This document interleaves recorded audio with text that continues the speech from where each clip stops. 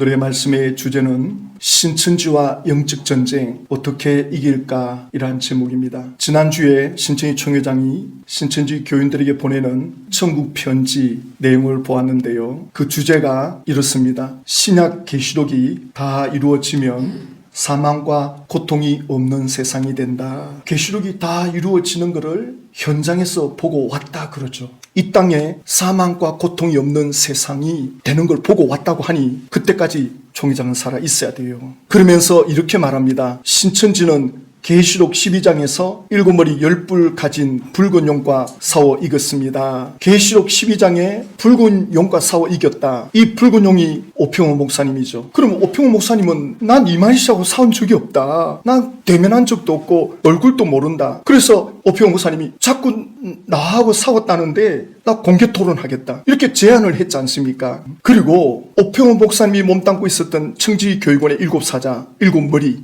그게 7사람 중에 한 명이 백동석 목사님이 계셨는데 그 청지교육원의 7사자 중에 들어가지도 않았던 백동석 목사님을 이름을 넣어가지고는 나중에 이제 이게 허위사실로 명예훼손죄로 대부분의 심판을 받았잖아요. 신천지 총회장이 거짓말하고 있다는 게 이미 교리적으로나 상황적으로나 또 법원의 판결이나 이렇게 다 드러나고 있습니다. 그러면서 또 하는 말이 계시 말씀으로 인쳐서 신천지 12지파를 창조하였습니다. 그럼 12지파가 창조되었다면 각 지파마다 12,000명 다 완성됐다는 뜻이죠. 그런데 지난번 제가 계시록 19장 6절을 새벽 설교할 때 신천지 총회장이 시몬 지파에 와서 지파장을 불러놓고 시몬 지파에 12,000명이 돼야 되는데 3,248명이 모자란다. 몇 년 전에 다 찼다고 하는 거 다 거짓말 아니냐? 이 숫자 다 어디 갔느냐? 왜 거짓 보고 하느냐? 다른 지파도 마찬가지입니다. 다 몇천 명씩 비어요. 그러놓고는 지금 편지할 때는 12지파 다 창조되었다. 지금 12,000도 안 찼는데 찼다고 이렇게 대놓고 거짓말을 하고 있다는 거죠. 그러니 용과 싸워 이겼다는 것도 거짓말이고 계시록 17장까지 성취되었다. 계시록 18장에 이제 바벨론 개신교 예배당마다 불이 떨어진다. 저는 너무 이게 웃기는 게 4층 5층에 그 상가 교회에 거기만 불이 떨어진다는 겁니다. 한 도시가 불바다 되는 건 이해가 되지만 그 상가에만 불이 딱 나면 그럼 그 건물 다 타는 거죠. 고린도후서 11장 15절에 그러므로 사탄의 일꾼들도 자기를 의의 일꾼으로 가장하는 것이 또한 대단한 일이 아니니라. 사탄의 일꾼이라 그랬죠. 근데 사탄의 일꾼이 자기를 의롭게 여긴다는 거예요. 대단한 일꾼인 것처럼 마치 사람들을 구원해 줄 것처럼. 그런데 그 마지막은 자기가 심은 대로 거두게 된다. 사기를 쳤으니 그 수치가 다 드러나는 거예요. 지금까지 이단 사이비 교주들 치고 그 수치가 드러나지 않은 사람이 있습니까? 통일교, 영생교, 구인회, 안산홍, 정명석 사이비 교주들이 심은 대로 그 인생 말년에는 그 수치가 다 드러나는 거예요. 신천지 총회장은 온 천하에 알려질 겁니다. 그런데 디모데 전서 4장 1절에 보면 성령이 밝히 말씀하기를 후일에 어떤 사람들이 믿음에서 떠나 미혹하는 영과 귀신의 가르침을 따르리라. 그러니까 의도적으로 신천지에 간 사람도 있겠지만 뭔가 대단한 걸 가르친다 해가지고 가와 보니까 미혹을 당한. 그러니까 신천지 총회장이 사탄의 일꾼인데 신천지 총회장을 통해서 사람들을 미혹하는 이 미혹의 영의 역사. 신천지 총회장이 가르치지만 그 배후에는 이 귀신의 가르침이다. 그런데 여기에 계속 빠져들면 양심이 화인 맞아버린다. 양심이 화인 맞는다는 건 양심이 민감해지지 않는다는 거예요. 사람이 민감해야 되거든요. 아, 이건 나쁜 거다. 그런데 양심이 두꺼워버리면 민감하지가 않습니다. 역사 완성을 위해서 거짓말을 해도 된다는 식으로 가르치고 그렇게 생각을 받아들이면 아무렇지 않게 거짓말을 하게 됩니다. 그래가지고 이번에 PD 수첩에서 그 홍대 청년들이 모략전도하는 걸 찾아갔죠. 신천지 아닙니까? 그러니까 우린 신천지 아닙니다. 절대 신천지 아닙니다. 어느 회사에서 나왔습니다. 명함 좀 봅시다. 명함도 없습니다. 나중에 알고 보니까 신천지인 게 밝혀졌죠. 이 청년들의 잘못이 아니에요. 계속 거기서 귀신의 가르침을 받으면 양심이 마비가 되어버립니다. 감각이 없어집니다. 이래서 무서운 겁니다. 요한계시록 3장 4절에 보면 그러나 사대에 그 옷을 더럽히지 아니한 자 몇 명이 내게서 흰 옷을 입고 나와 함께 다니니 그들은 합당한 자인 영고라. 그러니까 사대 교회에 옷을 더럽히지 않은 자가 있다. 흰옷을 더럽히지 않았다. 흰옷은 예수 이름으로 깨끗함을 입은 옷이죠. 그러니까 흰옷이 더럽혀지지 않으려면 민감해야 됩니다. 그러니까 이 사대 교회에 흰옷을 입었는데 더럽히지 않았다는 거예요. 그러니까 이 사람들은 어떤 사람이냐? 민감한 사람이에요. 혹시 내가 예수 이름을 더럽히지 않았나? 내 신앙이 더럽히지 않았나? 항상 자기를 두루마리 빨듯이 빠는 거예요. 그래서 우리가 매일 기도하면서 회개하지만 주일날 이렇게 모여가지고 우리가 예배 전에 기도하잖아요. 혹시 일주일 동안 하나님 알고 모르고 지은 죄 있으면 생각나게 해주십시오. 그래서 생각나면 하나님 용서해 주십시오. 나도 모르게 그랬습니다. 여기서 거짓말은 무슨 윤리 도덕 차원은 아닙니다. 진리를 왜곡하는 거짓말, 구원에 연결된 거짓말. 그래서 그 거짓말이 무서운 거죠. 예수 이름을 믿는데 완전히 세상으로 더러워졌다. 예수 믿는다고 할 수가 없는 거죠. 그러니까 사대 교회 교인들은 전부 옷이 더러워졌는데 몇몇 사람, 깨끗하게 자기 옷을 지키는 사람이 있다. 그 사람은 내가 함께 할 것이다. 그들은 천국으로 이긴 자가 될 것이다. 이 말씀을 하는 거죠. 그래서 성령으로 충만한 사람은 영적인 세계에 대해서 민감하다는 뜻입니다. 우리가 성령 충만하다. 왜 성령 충만해야 되느냐? 영적으로 민감해지기 위해서입니다.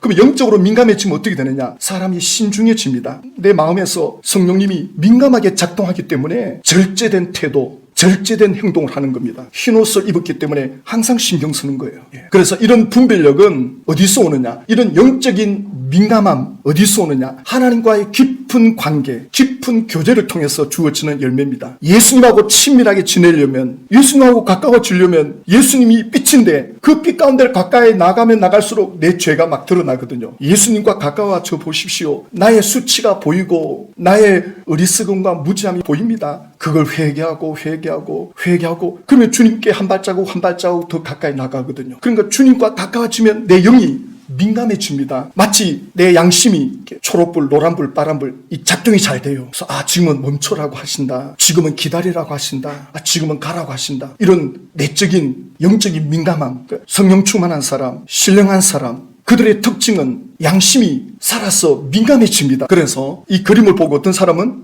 이건 테이블이야. 탁자야, 탁자. 어떤 사람은 무슨 소리 하느냐. 이거 두 사람의 얼굴이다. 보는 사람들마다 관점이 달라요. 보는 관점에 따라 또 자기가 보고 싶은 걸 보는 사람은 계속 한쪽으로만 보입니다. 그러니까 이런 걸 그 육적인 관점이라 그러죠. 흔히 이런 말 하죠.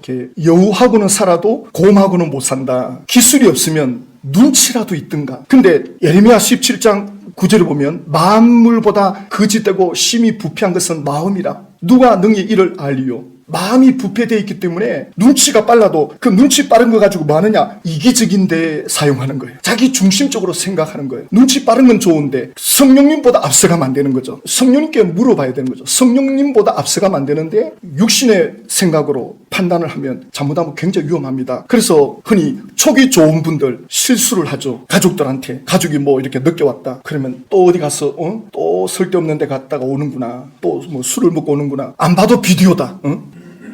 예측을 해가지고 사람 쥐잡듯이 잡는 거 조심해야 됩니다. 그럼 굉장히 상처를 주는 겁니다. 마음에 그런 생각이 들더라도 주님께 물어야 돼요. 성령님, 이거 뭡니까? 이런 생각이 자꾸 드는데 사람은 마음이 누구나 다 부패되어 있기 때문에 긍정적인 것보다 부정적인 것에 더 눈이 밝아집니다. 가끔 이제 사람들이 그런 말 해요. 나는 촉이 좀 좋다. 나는 좀 그런 부분에 민감한 것 같다. 이런 말 하는 분이 있어요. 그래서 제가 그분한테 물어보죠. 당신이 보인다 그러는데 긍정적인 게 보입니까? 부정적인 게 보입니까? 그러면 부정적인 게 보인다. 그래요. 그럼 제가 그러죠. 당신은 입 다물어라.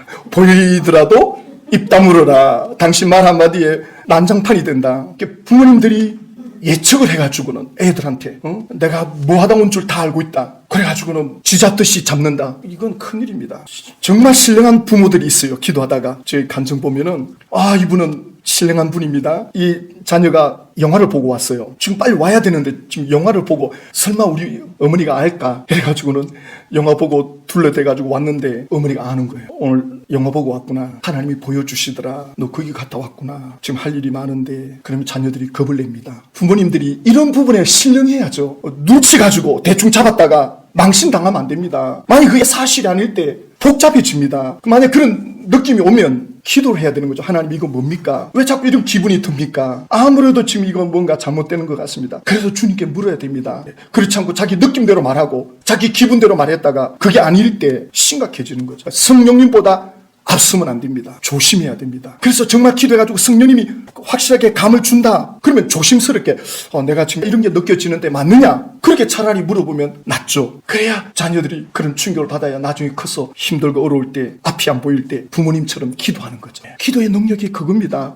신령한 사람은 육신대로 보는 대로 말하지 않습니다. 이게 열왕기 하 6장에 나오는데요. 그 하나님의 사람의 사환이 일찍 일어나서 나가보니 군사와 말과 번거가 성읍을 에워 샀는지라. 이 게하시가 문을 열고 나가보니까 아람 군사들이 진을 치고 있는 거예요. 와, 우리 선생님 엘리사를 죽이려고 왔구나. 왜냐하면 아람 군대가 이스라엘을 쳐들어올 때마다 엘리사가 기도하는 중에 그 다 보는 거예요. 무슨 작전으로 오는구나. 그래가지고 왕에게 가르쳐 주는 거예요. 지금 아람 군대가 어디로 오고 있다. 매복해 있다가 치십시오. 그러니까 아람 군사들이 올 때마다 전쟁에 피하는 거예요. 그래서 아람 군사 회의에서 아니 도대체 이스라엘을 쳐들어가면 갈 때마다 패배를 당하느냐. 그러자 그 신하 중에 한 명이 그게 엘리사 선지자가 있습니다. 그가 하나님께로부터 계시를 받아서 다 왕에게 가르쳐 줍니다. 그래서 아람 군사가 그러면 엘리사를 치자. 그래가지고 엘리사 집을 에워싼 거예요. 그러니까 게하시가 이걸 보고 기겁을 하는 거죠. 이제 죽었다 이제. 낙담을 하고 절망을 하는데 방 안에 엘리사는 이미 다 보고 있는 거예요. 기도하면서. 하나님 이게 뭡니까? 지금 이게 무슨 징조입니까? 이 아람 군사 배후에 주의 천사가 있다는 걸 이미 엘리사는 다 보는 거죠. 그래서 엘리사가 그 게하시를 데리고 기도를 하죠. 하나님 이 게하시의 눈 좀 열어주십시오. 그 게하시가 눈 감았다가 눈 뜨니까 아람 군사 뒤에 어마어마한 천사 군대가 진을 치고 있는 거예요. 그래가지고 이 천사들이 아람 군사들에게 한 번 딱 스쳐 지나가니까 아람 군사들이 전부 소경이 돼버립니다. 소경이 돼가지고 칠흑같이 어두우니까 그들을 붙잡아다가 이스라엘 사마리아 성에다가 포로로 잡아 드립니다. 예수 믿는 사람은 성령님이 계시기 때문에 이걸 보여주거든요. 우리가 기도하는 이유가 바로 거기에 있습니다. 오늘 아침에 기도하는데 또랑이 보이는 거예요. 또랑에서 물이 내려오는데 물이 쫄쫄쫄 내려오는 거예요. 와, 저거 생명수구나. 주여 주여 하면 물이 더 많이 내려오고, 그래서 더 주님을 부르죠. 돌을 막 치우는니다. 돌을 치워가지고 이 물이 지금 신천지에 들어가야 된다. 이 생수가 신천지에 들어가야 된다. 주님 주님 주님 제발 이 생수가 생명수가 신천지에 들어가게 해주십시오. 그리고 신천지에 아는 사람들 이 생수 연결시키는 거예요. 그림을 보고 기도하는 거죠. 그래서 그림을 보면서 막 또랑에서 물이 내려오고, 그리고 그 물을 또 우리 프람스 TV 교회 오늘 새벽에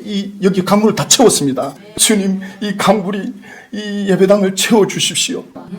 그렇게 기도한다는 거죠. 그런 그림을 보고 기도 2시간 하고 나면 시간이 금방 갑니다. 그래서 우리가 기도하는 거는 눈에 보이는 대로, 눈에 나타난 현상이 전부가 아닌 거죠. 그 뒤를 보는 거죠. 그래서 어떤 그 부인이 아이들은 늘 아프고 남편은 자꾸 신경질 내고 짜증을 내고 집안이 거의 뭐 지옥 가까울 정도로 늘 냉기가 흐르고 차갑고, 그래가지고 서로 다퉈봤자 남는 건 없고 덕보는 건 없고, 그래가지고는 기도하는 거죠. 이게 뭡니까? 근데 계속 찬송을 틀고 기도를 하는데 성령의 세미한 음성이 들려지죠. 그 배후를 보라. 그 배후에 다른 영이 있다. 그래가지고는 이게 사람의 문제가 아니구나. 이게 지금 사람이 이렇게 하는 게 아니구나. 영향을 받고 있구나. 그래가지고는 빛이 임하면 어둠이 떠나가잖아요. 그렇죠. 그래서 성령님 우리 집안을 채워주십시오. 성령님 저희 집안을 채워주십시오. 뭐 남편 보고 귀신아 나가라, 애들 보고 막 귀신아 나가라, 굳이 그렇게 할 필요가 없죠. 느낌이 없는데. 그러니까 성령님이 집안을 채우면, 영적인 능력이 채워지면 어둠의 영은 떠나거든요. 그렇게 한 달 동안 기도했는데 집안 분위기가 달라지는 거예요. 집안에 이런 영적인 사람, 신령한 사람 한 사람만 있어도 집안의 어둠의 그림자가 떠나갑니다. 분위기가 달라집니다. 만약에 2사람, 3사람이다. 그러면 집안에 문제가 별로 안 생깁니다. 지금 어디로부터 왔다는 걸 안다면 감정적으로 반응 안 한다는 거죠. 그 사람이 하는 그 말이나 그 사람이 하는 행동에 내 육신의 반응을 안 한다는 거죠. 그러니까 다툼이 더 안 일어나는 거죠. 만약에 분을 낸다, 신경질을 낸다, 원망한다, 불평한다, 이거 귀신에게 문을 열어주는 겁니다. 귀신은 틈이 있어야 들어오잖아요. 에베소서 4장에 마귀로 하여금 틈을 주시 마라. 원망, 불평, 신경질, 짜증은 마귀에게 문을 열어주는 겁니다. 마귀가 들락날락합니다. 그러면 계속 그 집안은 냉기가 흐르는 거예요. 차가운 기운이 흐르는 거예요. 그러니까 그 귀신을 막으려면 일단 귀신이 들어올 수 있는 문을 막아야 되는 거죠. 성령님으로부터 민감하게 기도하는 거죠. 성령님을 부르고, 성령님 저희 집안을 채워주십시오. 거룩한 성령께서 제 마음을 채워주시고 저희 집안을 채워주십시오. 그 기도를 하면 본인이 먼저 마음의 평안을 얻죠. 내가 가만히 있는데 상대방이 뭐 화를 내고 시비를 걸어도 반응을 안 하면 금방 끝나죠. 그런데 성령님이 개입을 하거든요. 성령님이 개입을 하면 어둠의 영들이 떠나면 도대체 집안이 왜 이렇게 밝아졌지? 전에와 왜 다르지? 이런 느낌을 받게 됩니다. 믿으시면 아멘 합시다. 네, 이거 실제입니다. 에베소서 6장 12절 보세요. 우리의 씨름은 혈과 육을 상대하는 것이 아니요 통치자들과 권세들과 이 어둠의 세상 주관자들과 하늘에 있는 악의 영들을 상담이니라. 그러니까 우리가 하는 씨름, 혈과 육이 아니다. 사람 그 자체를 상대로 씨름하지 마라. 그러니까 어떤 사람이 죄를 지었다, 어떤 사람이 넘어졌다, 그 사람 자체를 보지 말라는 겁니다. 그 배후에 영이 있다는 겁니다. 그 배후에 영이 역사하는 것이기 때문에 그 사람 뒤에 뭐가 있는가를 보라는 겁니다. 우리가 사람을 상대할 때 저 사람 왜 저러지? 왜 저렇지? 그럴 때 기도해야 되는 거죠. 이 배후에 영들이 있다, 이 말씀을 하는 거죠. 그러면 사람이 잘못했는데 가만히 두고 보란 말입니까? 그래서 갈라디아서 6장 1절에 보면 형제들아 사람이 만일 무슨 범죄한 일이 드러나거든 신령한 너희는 그랬죠. 온유한 심령으로 바로잡고 온유한 심령으로 억지로 하지 말라는 거예요. 힘으로 밀어붙이지 말라는 거예요. 왜냐하면 그 배후의 악한 영은 내가 힘쓴다고 되는 게 아니거든요. 귀신은 우리가 소리 지르는 것 때문에 놀래가지고 나갈 귀신이 아닙니다. 그러니까 힘써서 될 일이 아니라는 거예요. 그러니까 잘못한 거 있으면 온유한 심령으로 부드럽게 이렇게 잘못됐다. 감정이 들어가면 안 되죠. 말을 해야 될 때는 감정이 격해지면 안 되는 거예요. 이거 처음부터 잘 되는 거 아닙니다. 한 번, 두 번, 세 번 이거 길들여야 됩니다. 그래가지고 부드럽게 말하고 그러다가 또 어떤 상황이 되면 욱하고 올라옵니다. 또 내가 또 실패했구나. 다음엔 좀 더 부드럽게 설명하고 그리고 뒤에서는 기도하는 거예요. 그 사람을 흔들고 있는 이 악한 영들. 그래서 온유한 심령으로 바로 잡아줘라. 디모데후서 2장 25절에도 그 역하는 자를 온유함으로 훈계할지니 잘못한 걸 볼 때 우리는 함부로 말할 수 있잖아요. 잘못한 게 보이니까 야단칠 때는 소리가 크게 나가잖아요. 조심해야 되는 거죠. 온유함으로. 그래서 그 사람이 받아들이면 회개하면 진리로 돌이키는 거죠. 그래서 고린도전서 2장 15절에 보면 신령한 자는 모든 것을 판단하나 자기는 아무에게도 판단을 받지 아니하느니라. 신령한 자 모든 걸 판단한답니다. 그리고 누구에게도 판단을 받지 않는다.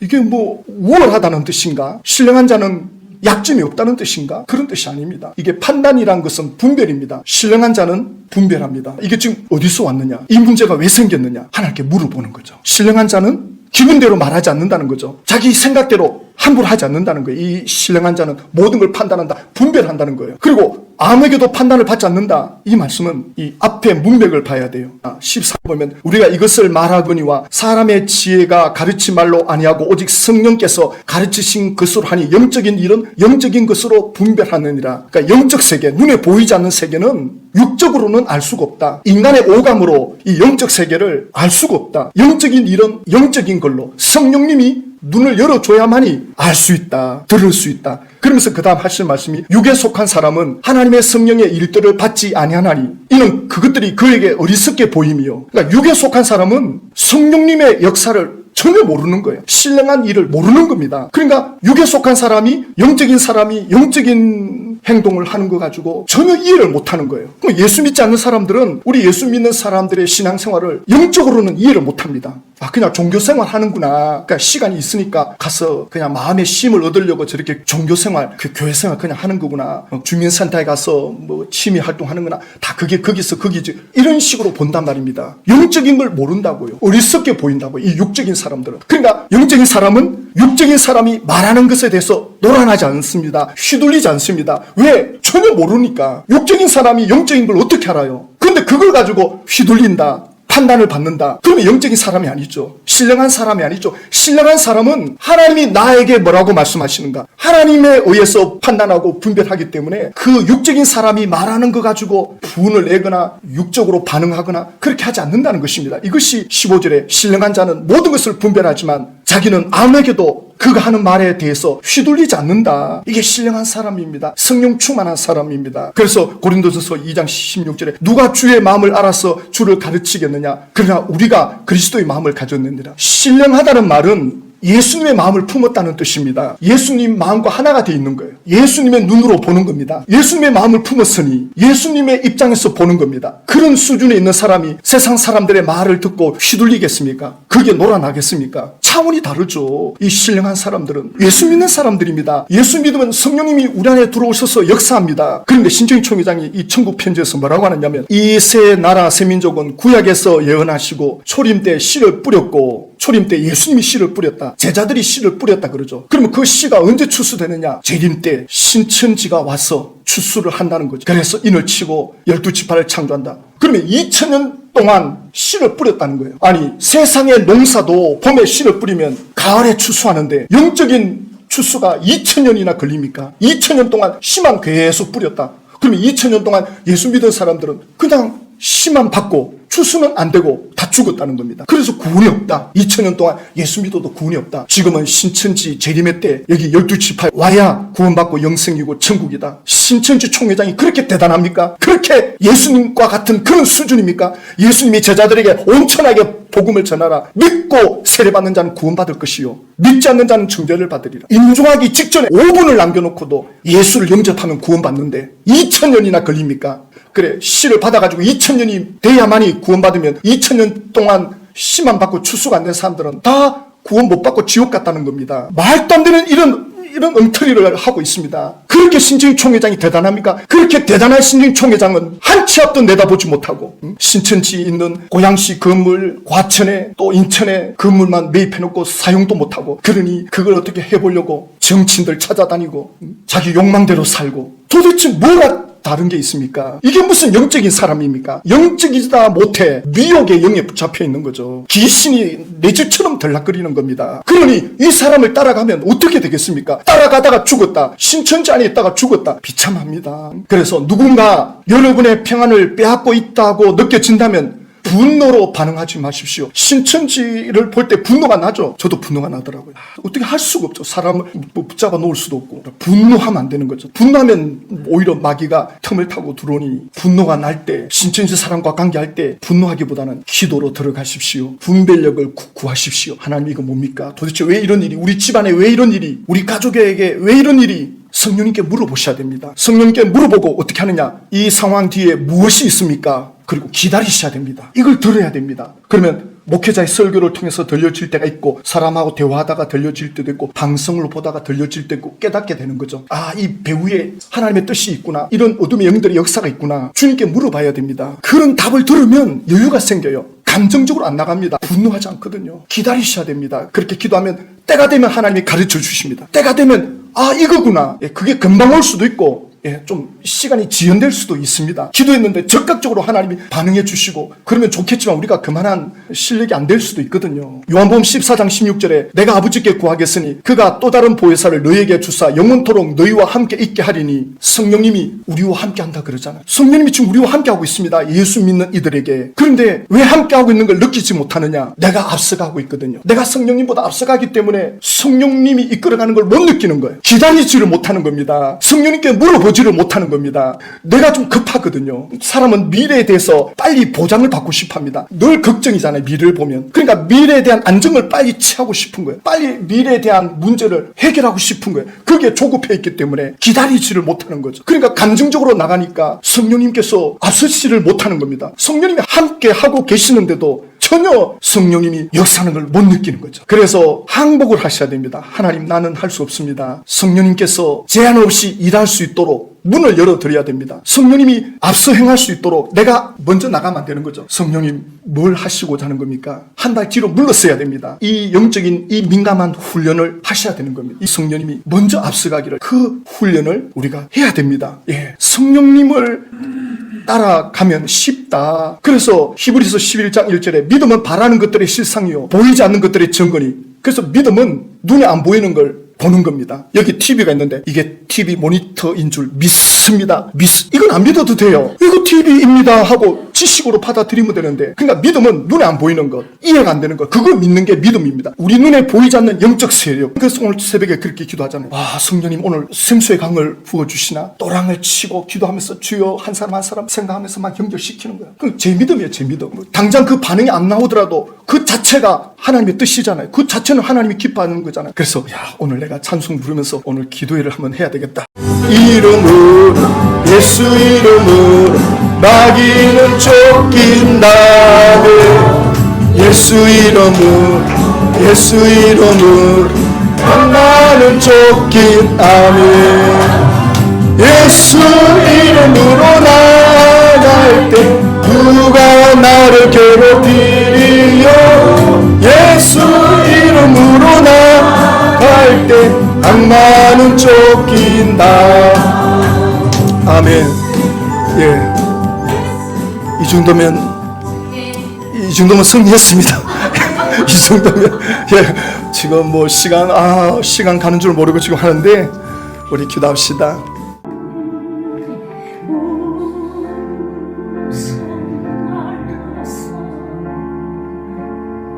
그 사랑 참 감사하며